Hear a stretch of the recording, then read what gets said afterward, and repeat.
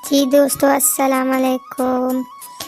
آپ نے میری چینل سبسکرائب نہیں کیا، پلیز میری چینل سبسکرائب کریں اور لائک بھی کریں، شکریہ۔ صدقہ کی برکت۔ علاقے میں ایک نوجوان رہتا تھا جس کا نام گوہر محسود تھا۔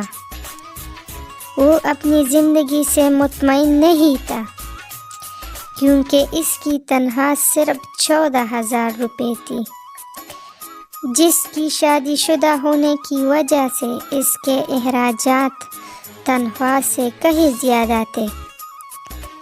مہینہ ختم ہونے سے پہلے اس کی تنخواہ کے پیسے ختم ہو جاتے اور اس نے اپنے اخراجات پورے کرنے کے لیے قرض لینا پڑتا۔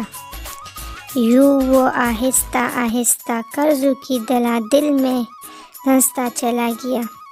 گوہر کی بیوی مشکل حالت میں گزر رہ والی تھی، لیکن قرضوں کی وجہ سے وہ بھی بددل ہو گئی تھی۔ ایک دن شام کے وقت گوہر اپنے دوستوں کی محفل میں گیا، جہاں ایک صاحب رائے آدمی بھی موجود تھے اور وہ ان کی رائے کا بہت احترام کرتا تھا اور ان کے مشوروں کو بہت قدر کی نگاہ سے دیکھتا تھا۔ باتوں باتوں میں گوہر نے اپنی کہانی ان صاحب رائے شخص کو سنائی اور اپنی مالی حالت ان کے سامنے رکھ دیے۔ وہ کہنے لگے کہ میرے تمہیں یہ مشورہ ہے کہ تم اپنی تنخواہ میں کچھ پیسے صدقہ کر دیا کرو۔ گوہر بولا، پہلے میرے اخراجات پورے نہیں ہو رہے ہیں اور مجھے گھریلو اخراجات پورے کرنے کے لیے قرض لینا پڑ رہا ہے اور آپ مجھے صدقہ کرنے کہہ رہے ہیں۔ بہرحال اس نے گھر کا آ کر سارا اجر بیوی کے سامنے بیان کیا۔ بیوی کہنے لگی کہ اس مشورے پر تجربہ کر لینے میں کیا حرج ہے، ہو سکتا ہے کہ اس طرح اللہ ہم پر رزق کے دروازے کھول دے۔ اس گفتگو کے چند ہی دن بعد مہینہ ختم ہو گیا اور جب گوہر کو تنخواہ ملی تو اس نے 14,000 روپے سے میں 1,000 روپے الگ کر دیا اور صدقہ کر دیا۔ تنخواہ میں 1,000 کم ہونے کے باوجود بھی اس ماہ کے دوران گوہر کو پچھلے مہینوں جیسے مشکلات کا سامنا کرنا پڑا اور نہ اس مہینے اس گھریلو اخراجات پورے کرنے کے لیے قرض لینے کی نوبت آئی۔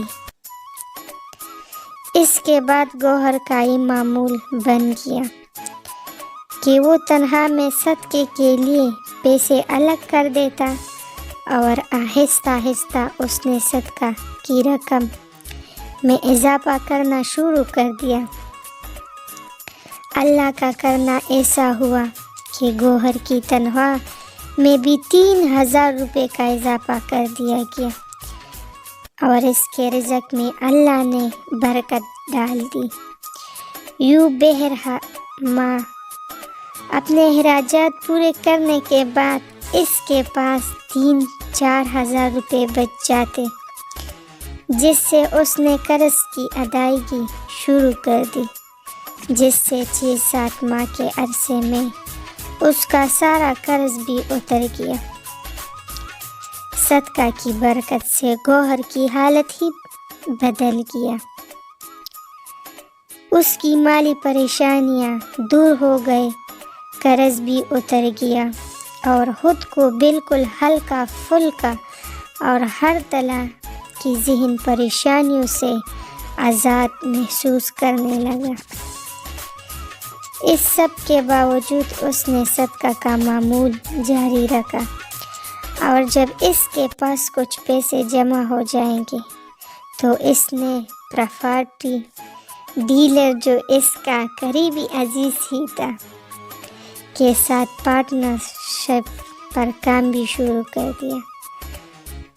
گوہر کا کام صرف پراپرٹی ڈیلر کی طرف گاہکوں کو ریفر کرنا ہوتا تھا، اور جب کسی پراپرٹی کا سودا ہوتا تو اس میں حاصل ہونے والے منافع میں سے 50% اسے ملتا تھا۔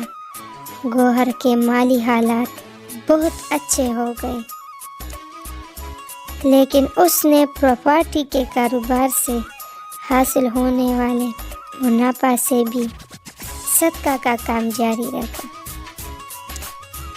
اللہ تعالیٰ نے اس صدقے کی برکت سے اسے دن دگنی رات چوگائی ترقی عطا فرمائی، اور وہ اس قابل ہو گیا کہ درجنوں غریب خاندانوں کے گھریلو اخراجات اور ان کے بچوں کی تعلیم کے اخراجات خود اٹھاتا۔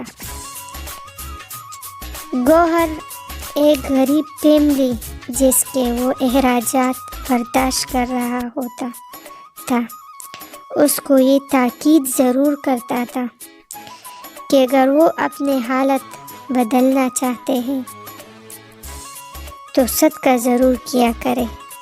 وہ انہیں بتاتا کہ یہ آزمائے ہوا نسخہ ہے، جیسے خود اس کے حالت بدلے اور قرضوں کی دل سے نکال کر فراہی کی اس حالت کو پہنچا۔ شکریہ جی۔